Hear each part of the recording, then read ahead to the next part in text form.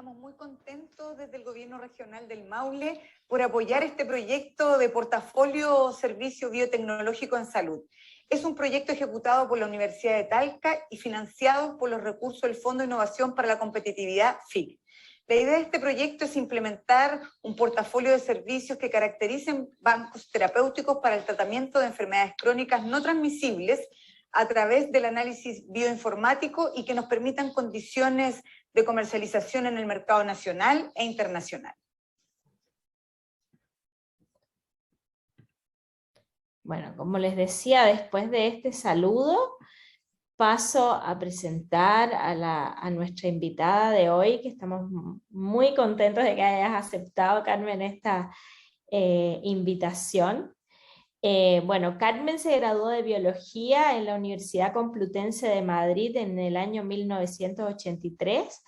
En el año 1986 defendió su tesis doctoral dirigida por el profesor Tamargo, y su carrera científica incluyó varias estadías postdoctorales en la Universidad de Colima en México, en la Universidad de Vanderbilt en Nashville, en los Estados Unidos.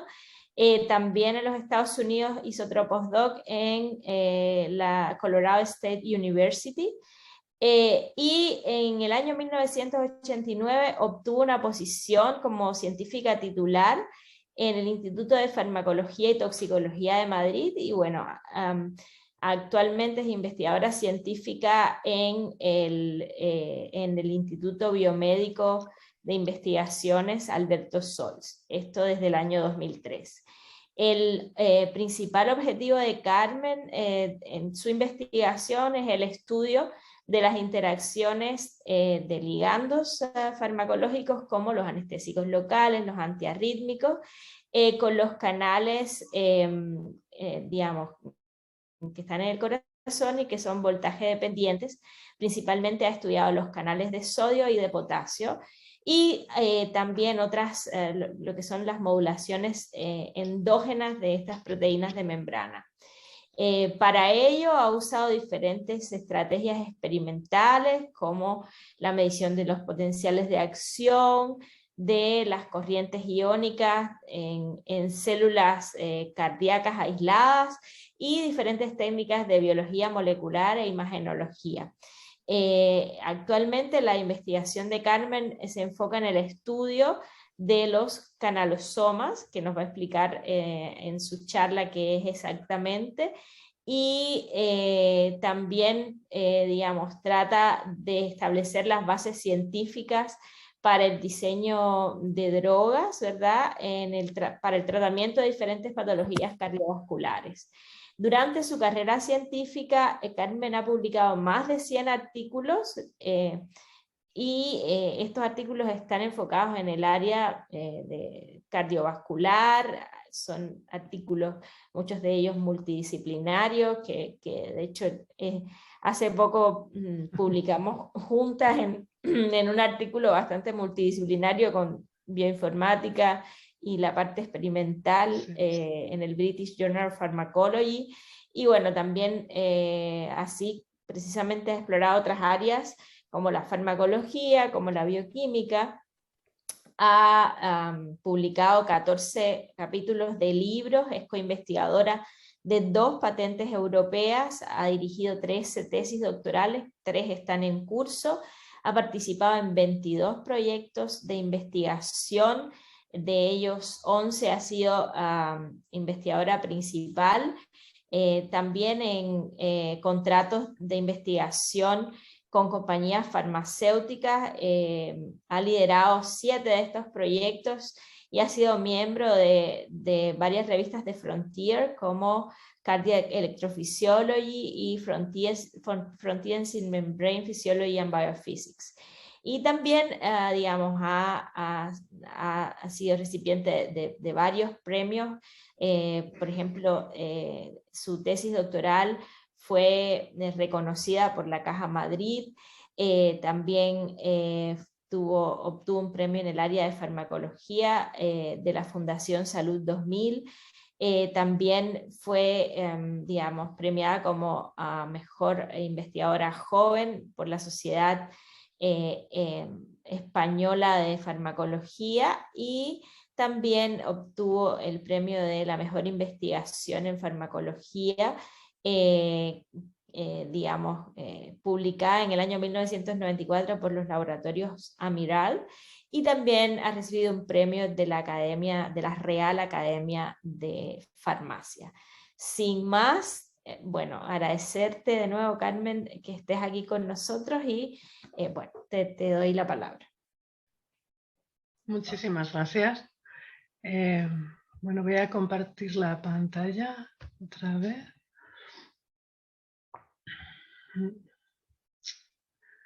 Bueno, antes de nada, lo primero que quiero es agradecer la amable invitación de la doctora Wendy González, a la que ya deseaba conocer desde hace tiempo. Y bueno, en este seminario voy a tratar de contaros brevemente las líneas de investigación que llevamos a cabo en nuestro laboratorio y que se centran en la modulación de los canales Kv1.5 y Kv4.3 y sus repercusiones farmacológicas. Bien, ¿qué son y para qué sirven los canales iónicos en el corazón? Nosotros nosotros estudiamos fundamentalmente canales iónicos cardíacos, es nuestro fundamental interés. En la diapositiva se muestra un potencial de acción cardíaco ventricular, y este potencial de acción, como todos sabéis, es la consecuencia de la activación e inactivación de diversos canales iónicos. Es decir, se genera por la entrada masiva de iones sodio al interior de la célula, pasando el potencial de membrana de menos 85 milivoltios a aproximadamente más 30 milivoltios. En este momento los canales de sodio se inactivan de tal manera que, perdón, voy a coger un puntero. En este momento los canales de sodio se inactivan y se activan una corriente transitoria de salida de potasio que se activa muy rápidamente y se inactiva muy rápidamente, de tal manera que genera la fase 1. Fase 1 de rápida y breve repolarización del potencial de acción. Y entonces llegamos a la fase 2 o fase de meseta. Esta fase 2 es la fase más característica de los potenciales de acción cardíacos y la que les distingue de los potenciales de acción generados en neuronas o en músculo esquelético. Y es la consecuencia del equilibrio de dos corrientes de entrada, de sodio y de calcio, y tres corrientes de salida de potasio al menos. Estas corrientes de salida de potasio están generadas por los canales Kv1.5, 11.1 y Kv7.1. Bueno, la corriente transitoria de salida de potasio está generada por los canales Kv4.3. ¿Qué ocurre cuando se inactivan los canales de sodio y de calcio? Bien, solamente nos queda la salida de potasio, que por lo tanto se genera la fase 3 de rápida repolarización y volvemos a menos 85 milivoltios. Esta fase es la fase 4 del potencial de acción y se mantiene a este nivel gracias a la actividad de las ATPasas sodio-potasio y sodio-calcio dependientes, y gracias a la actividad de una corriente que es la denominada IK1, generada por los canales KIR2.1. En esta charla me voy a centrar en los canales Kv1.5 y Kv4.3, como era el título de la diapositiva, y estos canales pertenecen a la familia de canales de potasio dependientes de voltaje. Cada uno de estos canales está cada uno de estos canales está formado por el ensamblaje de 4 monómeros, y este es uno de ellos que es el correspondiente no a KV1.5 ni a KV4.3, sino al primer canal de potasio dependiente de voltaje que se cristalizó, que es el KV1.2. Pues bien, como se puede observar en la parte superior, estos canales tienen 6 segmentos transmembrana, tienen 4 segmentos del S1 al S4 en una parte y el S5 y el S6 y el lazo P que los une en la otra. Pues bien, el sensor de voltaje, la parte del canal que es, capaz de sentir el voltaje del potencial de membrana y por lo tanto abrir o cerrar el poro iónico, son estos 4 segmentos del S1 al S4, mientras que el S5, el S6 y el lazo P forman el poro iónico. El N terminal y el C terminal son citoplásmicos y están en esta diapositiva mostrados ensamblados con una subunidad beta, la subunidad KOB beta 2.1. Decíamos que para que un canal de potasio dependiente de voltaje sea funcional, tiene que formar un tetrámero. Pero estos tetrámeros pueden ser homo o heterotetrámeros.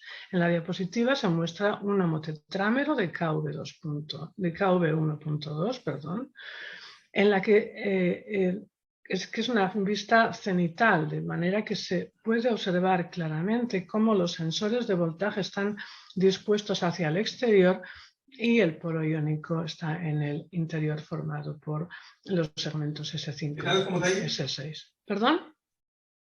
Ya. No, hay que silenciar a una persona, Ya. a Mario. Perdón. Nos juntamos en la plaza, ¿sí? Nos juntamos en la plaza. Parece que... Vale, ok. Patricia, ¿puedes silenciar a Mario, por favor? Sí, ya, ¿continúo? puedes continuar, disculpa. No, nada, no pasa nada. Bueno, decíamos, esto es un homotetrámero, es lo que se muestra en la diapositiva, pero también sabemos que se pueden formar heterotetrámeros. De hecho, en el sistema inmune, en las células del sistema inmune, sobre todo en macrófagos, los canales KV1.5 se forman heterotetrámeros con los canales KV1.3. Y en el corazón, los canales KV4.3 y KV4.2 también forman heterotetrámeros.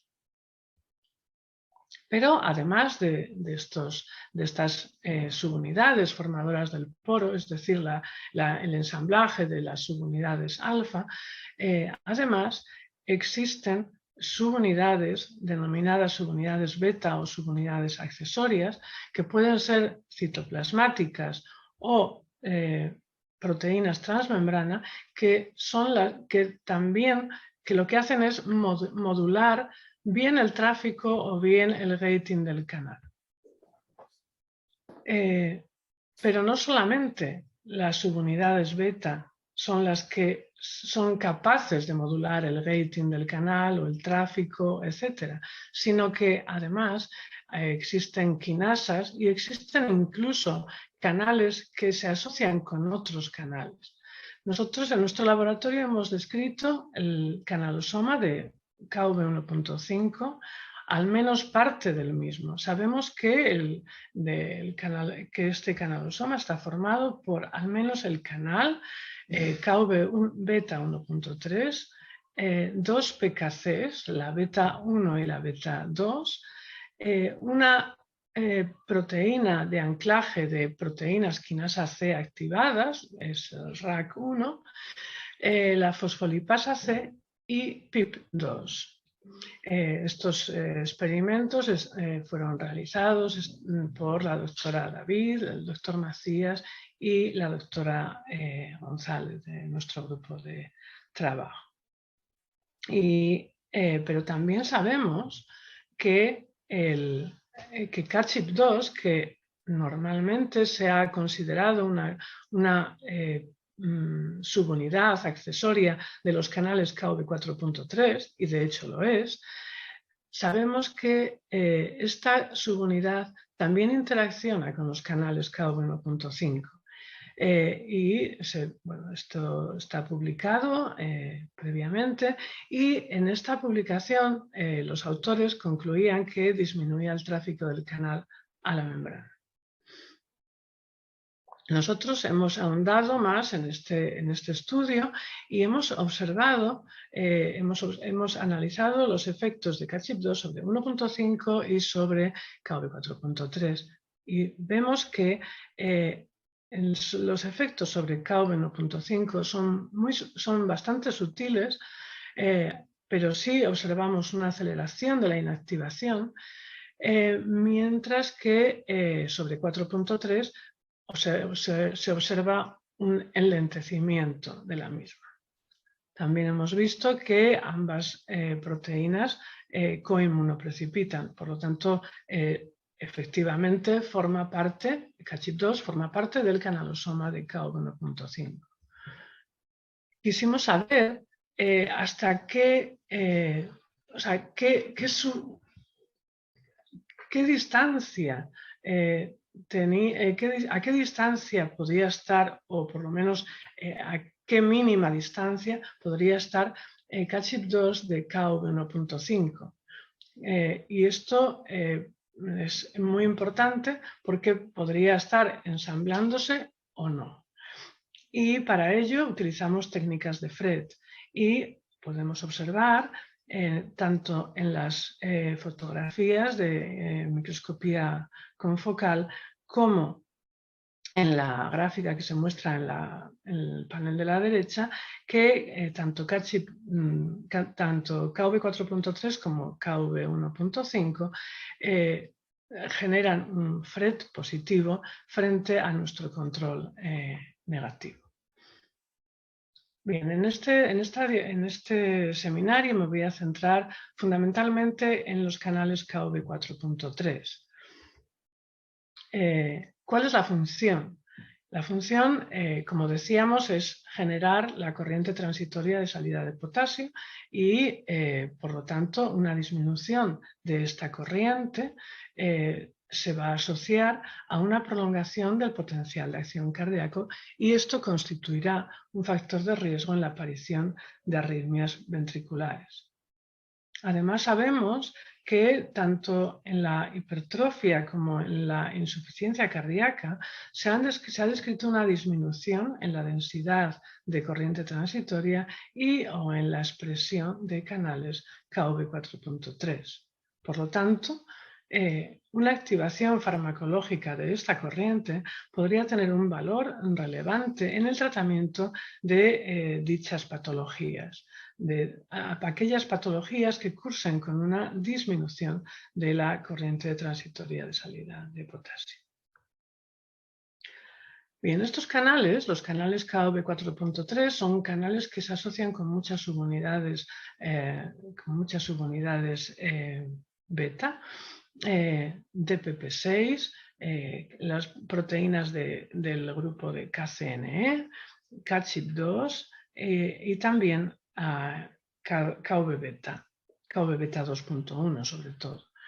En este seminario me voy a centrar fundamentalmente en las repercusiones farmacológicas que tienen la unión de CACHIP2, DPP6 y KCN2 a los canales KV 4.3. ¿Qué efectos ejerce CACHIP2? CACHIP2 actúa como una chaperona, aumentando la expresión en membrana de los canales KV4, retrasa el proceso de inactivación de la corriente, como decíamos antes, y sobre todo acelera mucho la recuperación de la inactivación. DPP6 también aumenta la expresión de canales en membrana, de canales KV4, acelera la activación y la inactivación de la corriente y desplaza tanto las curvas de activación y de inactivación hacia potenciales de membrana más electronegativos. En cuanto a KCN2, KCN2 retrasa tanto la activación como la inactivación, las cinéticas, y además es la responsable del overshoot que se observa en la recuperación de la inactivación que se observa en miocitos nativos. De forma muy reciente se ha publicado un trabajo muy interesante en el que se estudia la estructura la estructura y la electrofisiología de los canales KV4.2, DPP6 y CACHIP1. Y hay varias cosas importantes en este trabajo. La primera de ellas es que CACHIP1 se une al extremo N-terminal del canal KV4.2. La segunda es que DPP6, a pesar de que tiene una gran estructura extracelular que podríamos pensar que sería responsable de la interacción con el canal, pues bien, no. Es el segmento transmembrana de la proteína el que interactúa con los segmentos S1 y S2 del canal, es decir, interactúa con el sensor de voltaje del canal KV4.2. Y sobre todo, y quizás lo más importante, es que estas interacciones, la interacción de DPP6 con el canal y la interacción de CACHIP1 con el canal son independientes, de manera que los efectos que observamos cuando registramos una corriente de canal KV4.2, CACHIP1 y DPP6 es el sumatorio de los efectos de CACHIP1 y de DPP6, no interactúan entre sí. En esta diapositiva se muestran los registros de corriente de KV4.3 con CACHIP2, con CACHIP2 y DPP6 y con CACHIP2 y KCN2. Y como CACHIP2 decíamos que se unía al extremo N-terminal, es decir, a la bola inactivante del canal. Por lo tanto, impedirá la inactivación a través del estado abierto. DPP6 se une a través del sensor de voltaje y desgraciadamente no sabemos cómo se une KCN2, pero existen ciertos artículos que parecen indicar que se une a través del poro. O sea, tenemos tres subunidades reguladoras que se unen a tres sitios diferentes del canal, al N-terminal, al sensor de voltaje y al poro. Y que generan corrientes muy distintas. En presencia de CACHIP2 tenemos una corriente de inactivación lenta que se acelera en presencia de DPP6 y que se retrasa muchísimo en presencia de KCN2. Nuestro grupo de trabajo lleva colaborando con el grupo liderado por la doctora Gutiérrez, que trabaja en el Instituto de Química Médica, en el Consejo Superior de Investigaciones Científicas, como nosotros, durante muchos años. Este grupo se dedica a la síntesis de distintos ligandos que tienen como diana bien CACHIP2 o bien CACHIP3. estamos en vías de pensar en otras posibles dianas terapéuticas, pero hasta la fecha es lo que tenemos más o menos hecho. Entonces, este compuesto, el IQM266, es uno de ellos y es uno bastante especial.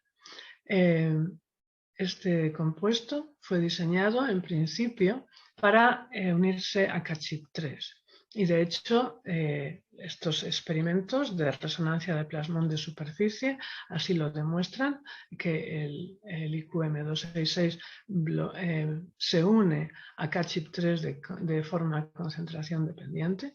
Y experimentos de electrofisiología como los que se muestran en esta gráfica también lo demuestran cuando medimos la corriente al pico máximo. ¿Qué pasa cuando medimos el área? Pues cuando medimos el área observamos que a esta concentración, a 3 micromolar, aparece siempre de forma consistente un aumento del área. Y además la dependencia de concentración solo aparece a concentraciones muy altas. Dado que, como comentaba al principio, nuestro interés son los canales iónicos presentes en miocardio, quisimos estudiar las consecuencias farmacológicas del ensamblaje de los canales Kv4.3 con CACHIP2 en presencia de DPP6 y con CACHIP2 en presencia de KCN2. Y para ello lo primero que hicimos fue estudiar los efectos concentración dependientes de este compuesto en las 3 situaciones experimentales. ¿Qué observamos? Pues bien, en presencia de CACHIP2 solo, observábamos cualitativamente teníamos cualitativamente los mismos resultados que con CACHIP3, pero es verdad que el aumento del área producido en CACHIP2 es mayor que el que observábamos en CACHIP3. ¿Qué pasa en presencia de DPP6?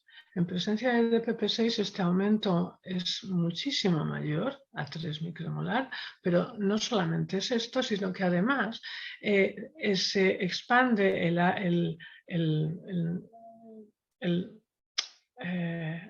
a otras concentraciones, es decir, aumenta también el área a 1 micromolar y a 10 micromolar. Y, por último, en presencia de KCN2, ¿qué ocurría? Pues en presencia de KCN2 lo que observábamos es que no veíamos este efecto. Simplemente no veíamos ningún efecto sobre el área. O sea, el área permanecía igual que en situación control en presencia de KCN2.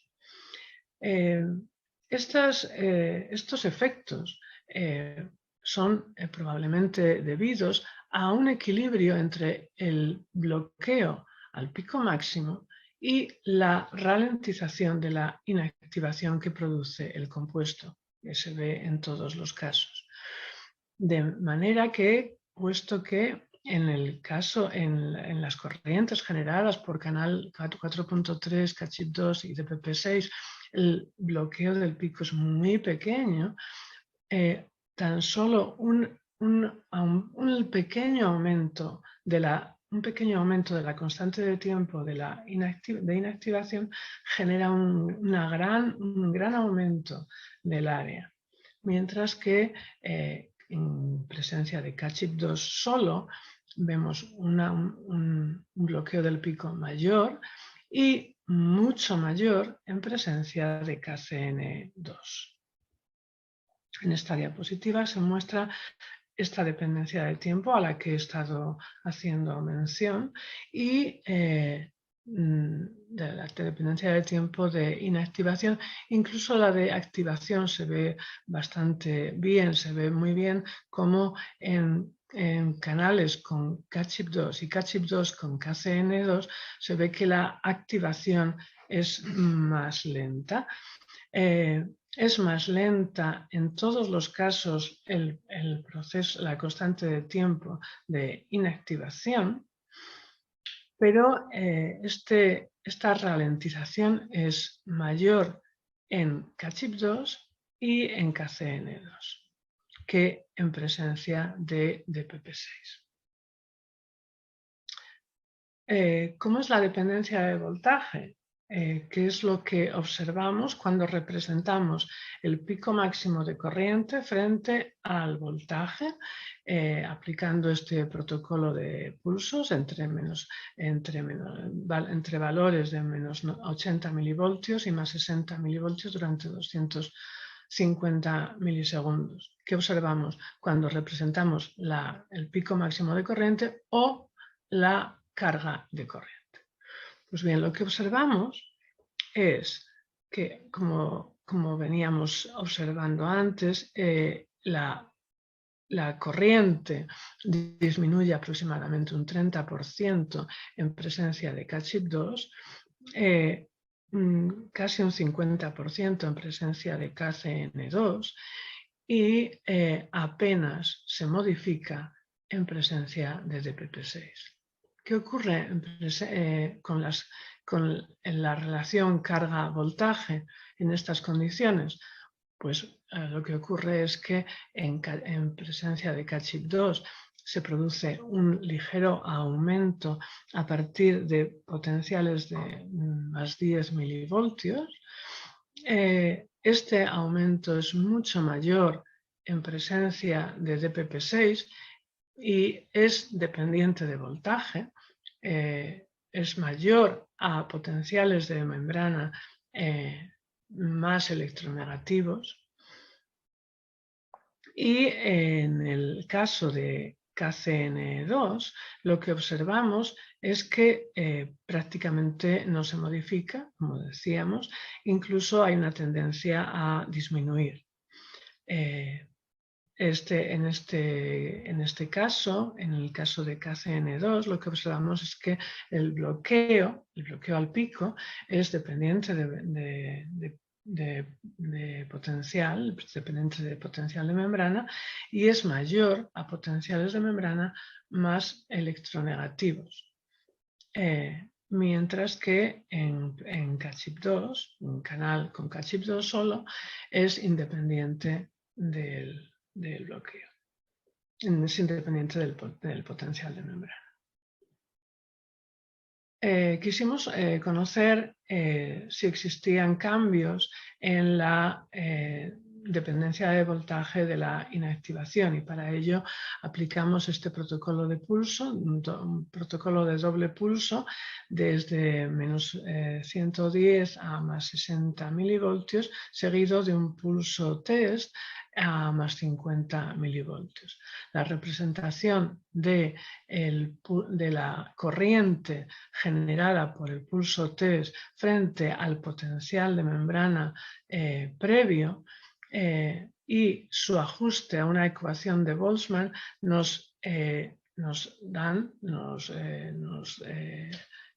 de ahí podemos conseguir los valores del potencial medio de inactivación en cada una de las condiciones. Observamos que IQM no modificaba en ninguna de las condiciones ni la pendiente ni el potencial medio.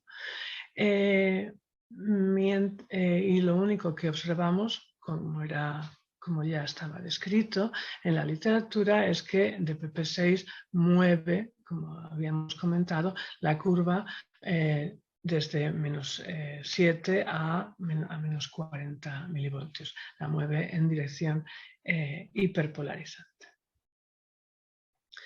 Pues bien, con el fin de conocer a qué estado del canal se une este compuesto y cómo lo hace, aplicamos estos protocolos de pulso, los protocolos que se muestran en la parte superior de la diapositiva. Lo que hicimos fue caracterizar la dependencia de uso. Y para ello aplicamos trenes de 15 pulsos a la frecuencia de 2 hercios. En un caso muy cortos, de pulsos cortos de 25 milisegundos, con el fin de ver única y exclusivamente lo que pasaba con el estado abierto, puesto que durante este periodo de tiempo a los canales no les ha dado tiempo a inactivarse, o pulsos largos de 500 milisegundos que les ha permitido llegar al estado inactivo. Pues bien, ¿qué ocurre en los canales KV 4.3 con K-chip2 cuando aplicamos un protocolo de pulsos cortos? En situación control vemos que todos los pulsos caen en el mismo lugar, es decir, la amplitud de los pulsos es siempre la misma. No hay ninguna caída, no se inactiva el canal, no, nada. He de decir en este punto que los trazos marcados en rojo representan el primer pulso del tren. Pues bien, en presencia de IQM 266, ¿qué observamos? Observamos que el primer pulso es el pulso que tiene una amplitud más pequeña. De manera que cuando nosotros seguimos aplicando, cuando nosotros vamos al segundo pulso y al tercero y al cuarto, la amplitud va aumentando. ¿Cómo puede explicarse este fenómeno? Este fenómeno ya ha sido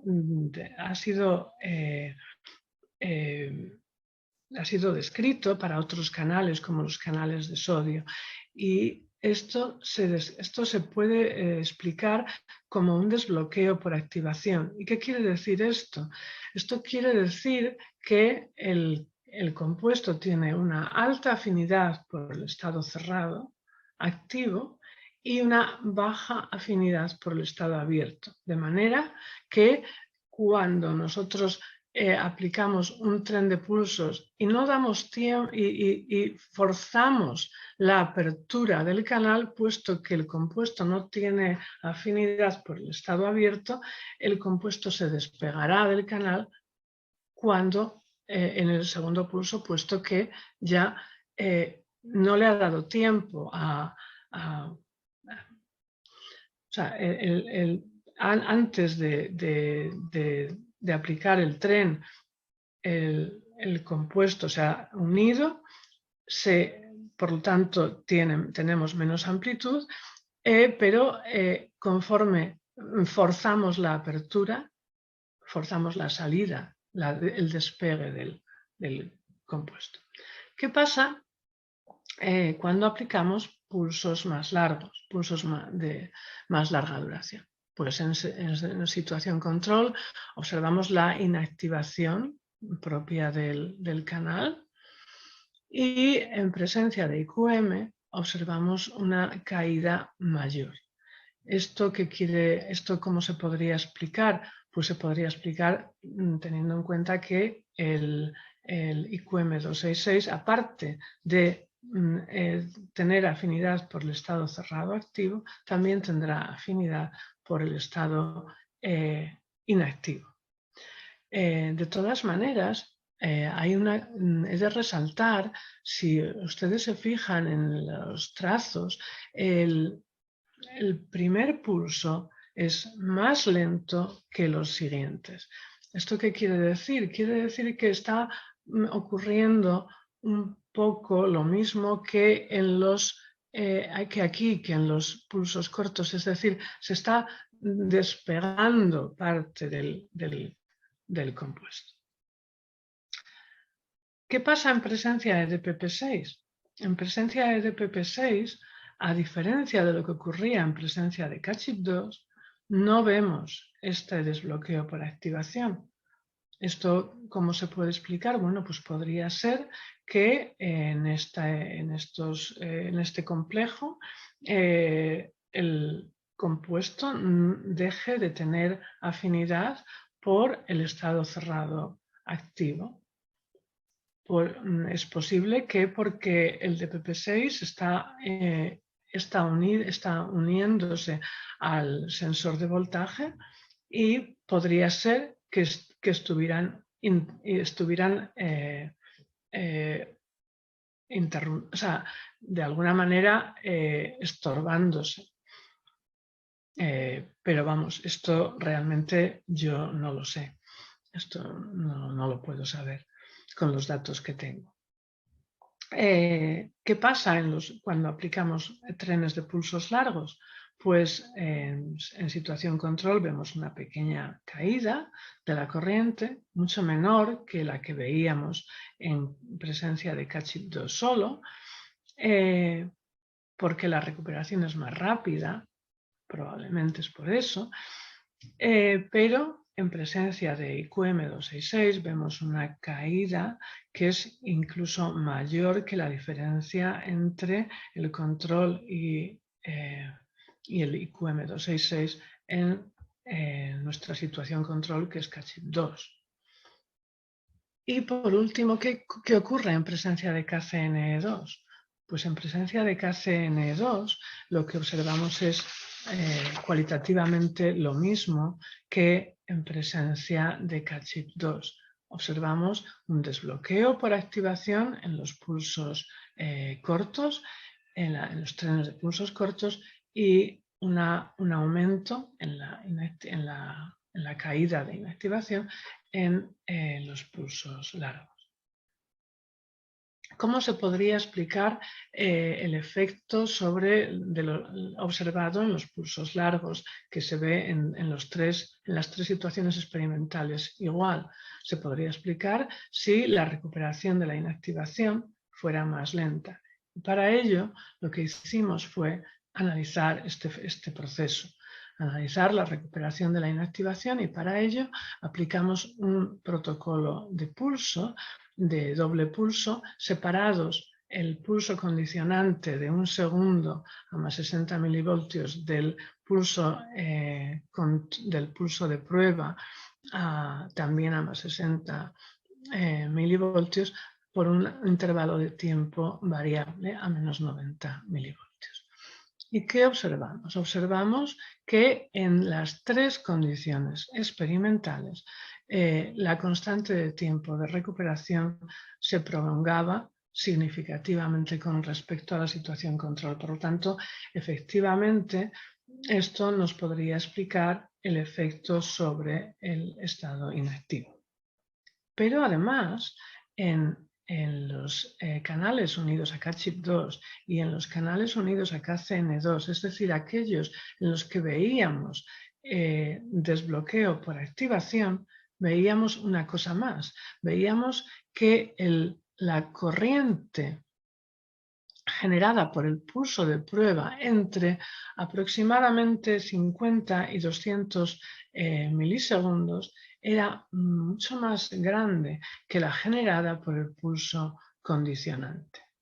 ¿Cómo podríamos explicar este hecho? Pues bien, yo he hecho un esquema, y esto podría explicarse de la siguiente manera.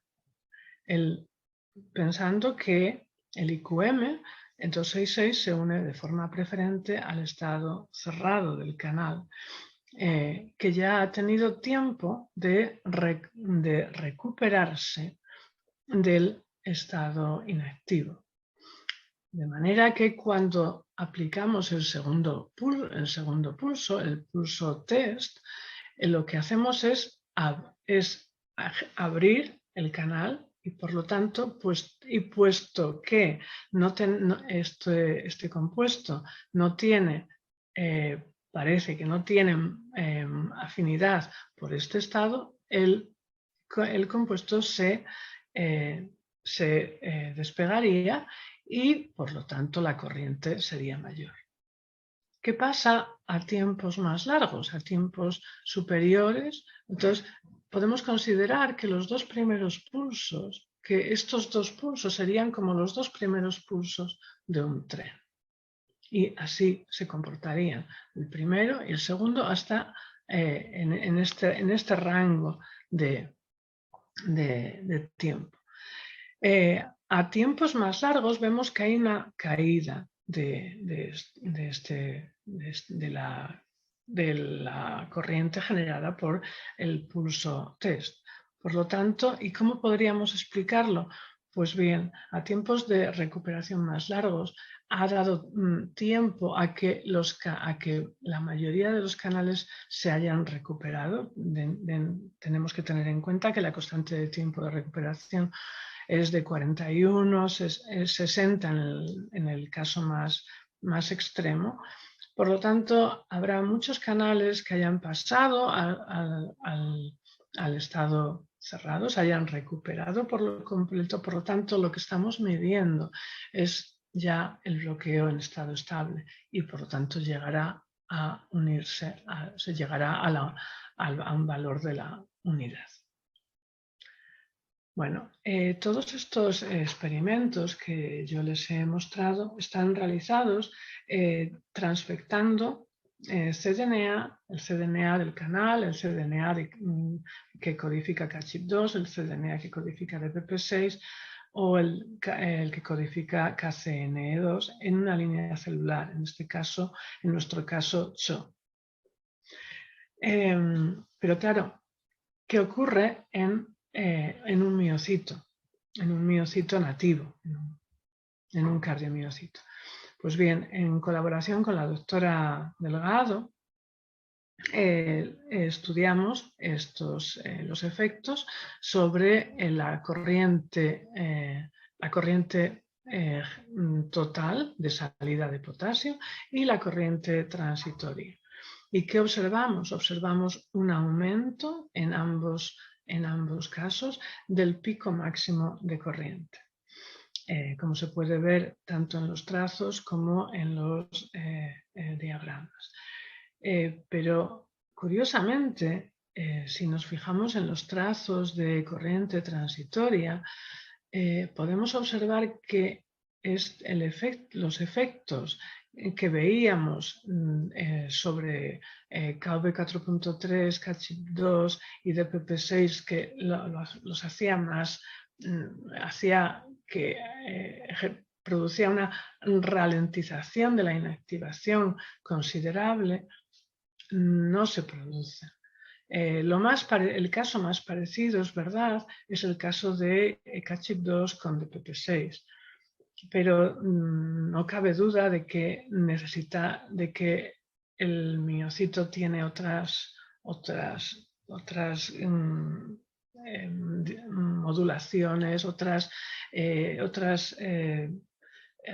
quinasas, otras cosas, otras proteínas que están modulando esta corriente y que no podemos disociar en un sistema tan, no sé cómo decir, tan simple como una célula transfectada.